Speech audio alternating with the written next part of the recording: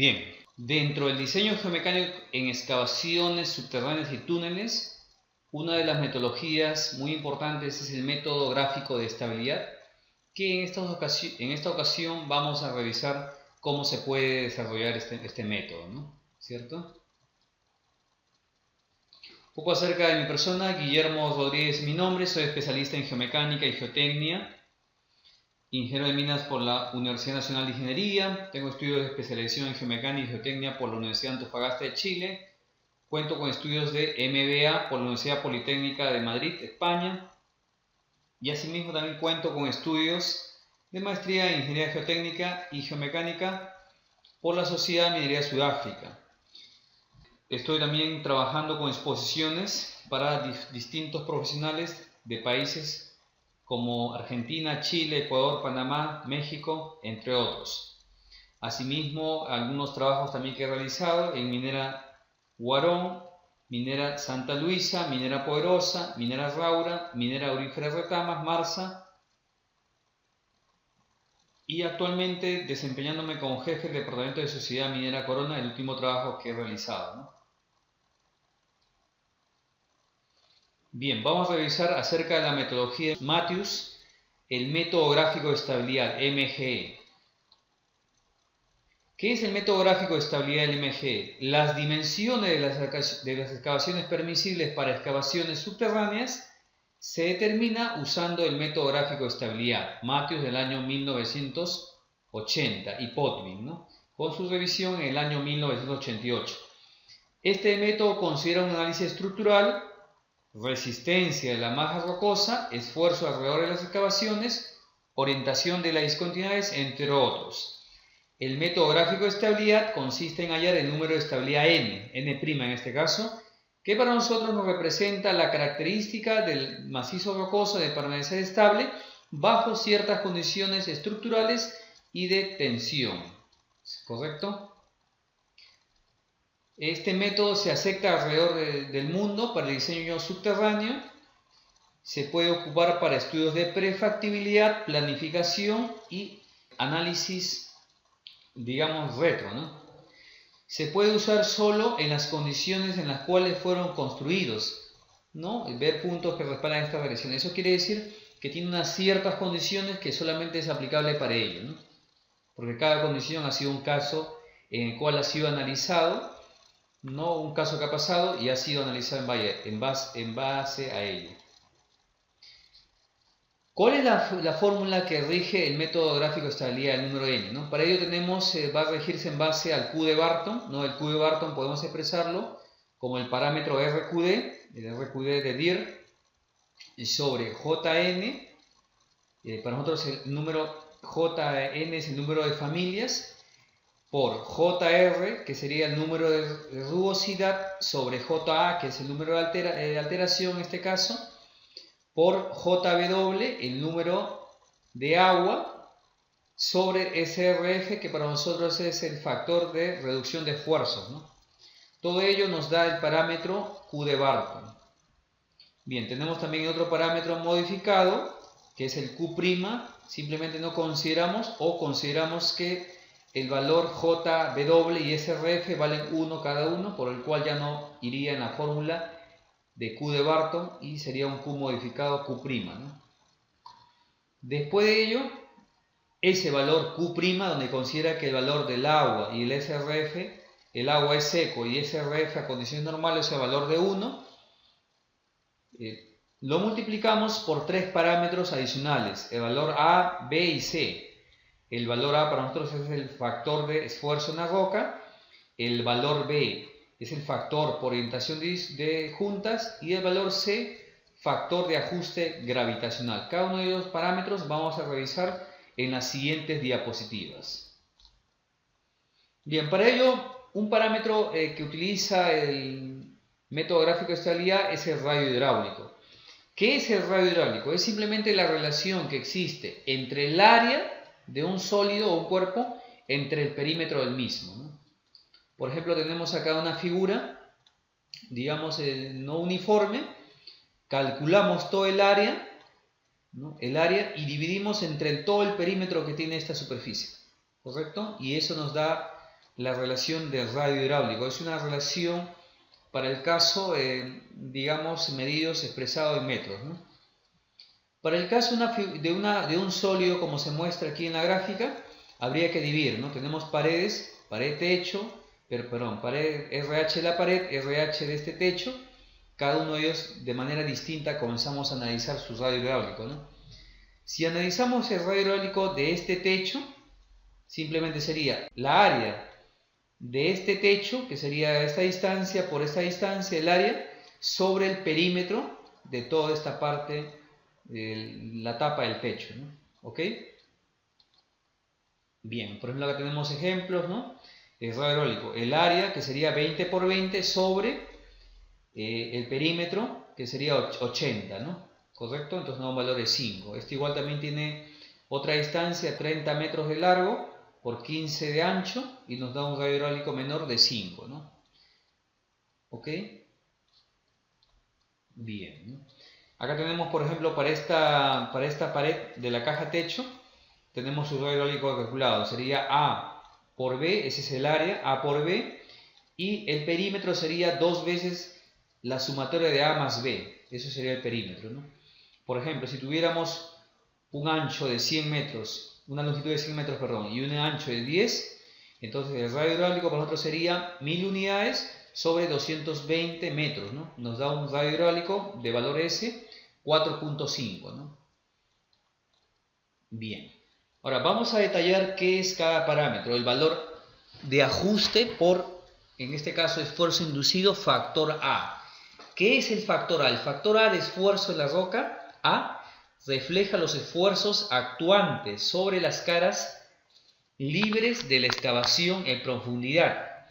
Este factor es determinado a partir de la resistencia compresiva no confinada de la roca intacta y el esfuerzo actuante paralelo a la cara expuesta de la excavación, ¿no? Acá tenemos un gráfico del valor del factor por esfuerzo inducido A, donde el cual deberíamos tener la resistencia compresiva, el sigma C, y lo dividimos sobre el esfuerzo que está actuando en esa tapa, ¿no? Aquí hay que calcular el esfuerzo actuante sobre esa tapa, ¿no? Eso lo podemos obtener por modelamientos 2D, ¿no? Como 2D, y también existen 3D, como por ejemplo con el SOAR Phase 2, ¿no? Bien, ese parámetro de resistencia lo podemos calcular en soluciones analíticas. Consideramos por ejemplo el caso del ICSES en 2D, métodos numéricos en 2D o en 3D, métodos gráficos también existen, ¿no? Métodos de esfuerzo in situ, medidos regionales sigma B, sigma H o K, determinar dimensiones en 2 planos vertical y horizontal de la excavación, análisis en 2D en este caso, determinar esfuerzos inducidos en paredes laterales, colgante, pendiente y techo, y para cada caso calculamos el valor del factor A. Otra forma también de sacar ese esfuerzo sigma 1 principal inducido es mediante modelamientos, como lo hacemos con el SOAR Phase 2, ¿no? En este caso la versión SOAR Phase 2 la he hecho con la versión número 8, la última, porque a partir de ello de la versión en este caso, la versión RC3 ya está en 3D para el SOAR Phase 2, ¿ok? Bien, así como es que calculamos el factor A. Ahora vamos a calcular el otro factor. ¿Qué es el factor B? Factor de ajuste por orientación de estructuras. Es una medida de la orientación relativa de la junta dominante con respecto a la superficie de una excavación. Las juntas que conforman un ángulo oblicuo poco profundo de 10 a 20 con la cara libre son más probables que lleguen a ser inestables. Por ejemplo, un rebalamiento o separación. Las juntas que son perpendiculares a la cara son asumidas que tienen la menor influencia sobre la estabilidad, ¿no? Por ejemplo, acá tenemos una gráfica. ¿Qué es el valor A? Simplemente ese ángulo, el ángulo que existe entre la cara de la excavación, considerando que este techo es horizontal, y el ángulo que forma el sistema de discontinuidades más desfavorables, ¿no? Su usamiento en este caso, ¿no? Entonces, ese ángulo que forma esas dos caras nos va a servir para los gráficos que a continuación se muestra para calcular ese factor B. Aquí tenemos la diferencia. la diferencia, ¿no? Acá dice la diferencia entre el buzamiento entre la cara y la junta que predomina más, ¿no? Ingresamos ahí, por ejemplo, ese buzamiento que hemos calculado es 20 grados. Ingresamos con el valor de 20 grados en esta gráfica y automáticamente nos da un valor de 0,2 en el parámetro B. Esa es una forma. La otra forma es utilizando este gráfico que ven ustedes al costado. Acá tenemos 3 escenarios. Las paredes, ¿correcto? Las paredes inclinadas de las cajas y en la forma también vertical, ¿no? Entonces ingresamos, por ejemplo, tenemos en la caja techo, ¿no? Entonces tendríamos este escenario. Para este escenario, aquí se muestra la orientación de las discontinuidades. Habría que saber cuánto es este ángulo, ¿no? Cuánto este ángulo nos ha salido. Para este lado tenemos los parámetros. Si el ángulo es 0, totalmente inclinado. Si el ángulo es 30, medio inclinado. 45 y así 90, completamente perpendicular a la cara. Ese sería un escenario. Lo mismo también para las paredes inclinadas y para las paredes verticales. ¿Ok? Entonces imaginemos que hemos sacado un valor de diferencia entre la cara de la discontinuidad, la cara de la sección y la discontinuidad tiene una diferencia de 40 grados, entonces podemos ver acá en la gráfica que podemos usar este gráfico. Por ende, 40 grados se acerca más a 45 grados, también cabe la posibilidad de poder hacer una interpolación entre esos ángulos, ¿no? Pero se le acerca más, por ende tendríamos un valor de factor B de aproximadamente 0,5.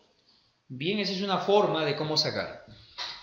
La otra forma también de cómo podemos calcular este valor de alfa, que justamente tenemos acá en este gráfico, es utilizando proyección estereográfica. Tendríamos por acá el plano de la junta predominante y aquí tendríamos la cara de la superficie del túnel, ¿no? ¿Correcto? Entonces cada uno de ellos tiene un polo. Tiene el polo aquí de la cara, de esta cara de la junta, y su polo de la cara de la labor cual estoy analizando, ¿correcto? Entonces medimos este valor alfa, y este valor alfa es el que nos representa para este parámetro. Sacamos por ejemplo 40, entonces se acerca bastante a 45, el valor de B estaría aproximadamente en 0,50 unidades, ¿no? Entonces vamos a dirigirnos al software DIPS para poder mostrar cómo podemos sacar este parámetro alfa, ¿no? Bien. Acá tenemos dos datos ya que hemos ingresado. Tenemos ahí 15 para un sistema, 15 grados de buzamiento y una dirección de buzamiento 60, ¿no? Para un lado, para una familia. La otra familia tiene 50 en buzamiento y 30 en dirección de buzamiento, que es la azimut, ¿no? ¿Correcto? Entonces hemos ploteado aquí en los sistemas principales cada uno de ellos, ¿no? Tenemos por un lado aquí, se ha ploteado la cara de esta discontinuidad y por otro lado la otra cara de la superficie de la excavación, ¿correcto? Entonces si queremos medir el ángulo que existe entre cada polo, simplemente tenemos una opción aquí, al costado de los ejes, tenemos el medidor de ángulos, ¿correcto? Y simplemente hacemos clic en cada uno de ellos. Clic aquí y clic en esta parte de aquí. Y nos dan dos parámetros. Dos parámetros nos dan acá. El ángulo, en este caso oblicuo, 45.73 y el ángulo mayor, el obtuso, 134. Ambos suman 180 grados, ¿correcto? Entonces vamos a tomar para este ejemplo el ángulo agudo. Ahí nos ha salido 45 grados, ¿correcto? Esa es la distancia que hay entre cada uno de ellos. ¿Ok? Bien, entonces con ese ángulo que nos ha salido más o menos 45, diríamos que el ángulo está casi cercano a este parámetro, ¿no? 45 grados. Por ende, el factor B para nosotros nos saldría en 0,50, ¿no? Y eso usamos para el cálculo del valor n. Continuamos, por ejemplo, acá tenemos la cara del DIP está en 5,30. La malla fogale en 30-180 y utilizando el software DIPS podemos sacar ese parámetro, ¿no? Ha sido calculado aquí Y los dos puntos, como se les ha mostrado, le hemos calculado, nos dan 46 grados aproximadamente, ¿no? Entonces se acerca bastante a este parámetro, se acerca mucho a este parámetro de 45, por ende el factor B sería 0,50, ¿ok? Bien, pasamos al otro factor, el factor gravitacional C. ¿Qué es el factor gravitacional C? Podwin en el año 1980 sugirió que tanto las fallas inducidas por gravedad como las fallas por relajamiento dependen de la inclinación de la superficie de la excavación. A mayor inclinación, menor tendencia a que ocurra un deslizamiento de cuñas preformadas, ¿no? Entonces, para ello, ingresamos simplemente, tenemos en consideración el parámetro θ, que sería el buzamiento de las caras de la excavación en este caso, ¿no? ¿Cómo calculamos ese parámetro C? Simplemente con la fórmula 8 menos 7 veces coseno de ese ángulo θ, donde el ángulo θ es el manteo con respecto a la horizontal, como se puede ver acá, ¿no? De la cara, la horizontal, el ángulo que forma la cara con la horizontal, ese es el ángulo θ. Y ingresa la fórmula, ¿no? 8 menos 7 veces coseno del ángulo θ. ¿Ok? Los modos como puede fallar, tenemos acá el modo de fallas por gravedad directamente en la parte del techo, el modo por lajamiento, que todo cae directamente en las paredes, y el modo por deslizamiento, que también está en las paredes de la superficie de la excavación, ¿no? Tres escenarios, ¿no? Tenemos acá el caso que falla por gravedad del techo. Si ese buzamiento es, por ejemplo, 50 grados, ponemos 50 grados aquí, interceptamos con la curva y nos da aproximadamente 4 puntos para ese parámetro C, ¿no? Si la falla es por gravedad o lajamiento. La falla por gravedad y lajamiento está ligado a la corona de la excavación, ¿ok? Tenemos el otro caso, falla por deslizamiento, asociado a las paredes de la excavación. Igualmente, ese ángulo que forma, por ejemplo que sea 40 puntos, intersectamos, nos daría un parámetro de 8. ¿Ok? El número de estabilidad n, que para nosotros sería el Q', ¿no? De Barton, por ABC, los tres parámetros que hemos calculado anteriormente. Ese es en la eje de las ordenadas. Y en la eje de las abscisas tenemos el parámetro S, que para nosotros sería el radio hidráulico. Nos sale, por ejemplo, 5 puntos en 5 metros nos sale el radio hidráulico. Y el número nos sale 10. Entonces tendríamos, ¿en qué sector estaríamos? En el sector pasado en transición para el sector estable, un sector, digamos, medio estable, ¿no? ¿Ok? Si el radio hidráulico crece, por ejemplo, en 10, y tendríamos el número de estabilidad N, 1, nos saldría una zona potencial de hundimiento, ¿no? O sea, está bastante inestable, ¿no? ¿Ok? Esas son otras, Podwin, el método gráfico, hizo varias versiones, ¿no? Tenemos acá la versión 98, poco cambia también la zona estable, la zona que requiere soporte y la zona de hundimiento, el caving. Igual ingresa el número estabilidad N y el radio hidráulico S en metros. Okay, también se han hecho otras variaciones, ¿no? Stewart y Forsyth del año 95 también un poco varió, ¿no? El método gráfico introdujo una zona más, como es la zona de falla mayor potencial, dice, ¿no? Y también se introduce la predicción o la probabilidad de falla, ¿no? La probabilidad de falla. ¿Cómo ingresamos esto? Con este número, ¿no? Con esta fórmula. La probabilidad de falla es 2.9603 menos 1.4427, el logaritmo de, en este caso, el S. Para nosotros el S es el radio hidráulico, más 0,7928, el logaritmo del número de estabilidad. Entonces ese es el Z. Y la probabilidad simplemente es 1 entre 1 más neperiano elevado a la menos Z, que es el valor que está acá. ¿Ok? Bien, también tenemos acá otra zona, ¿no? Tenemos la zona estable, la zona inestable media, la inestabilidad alta, zona crítica y la zona muy crítica, ¿no? Muy bien, gracias por su atención.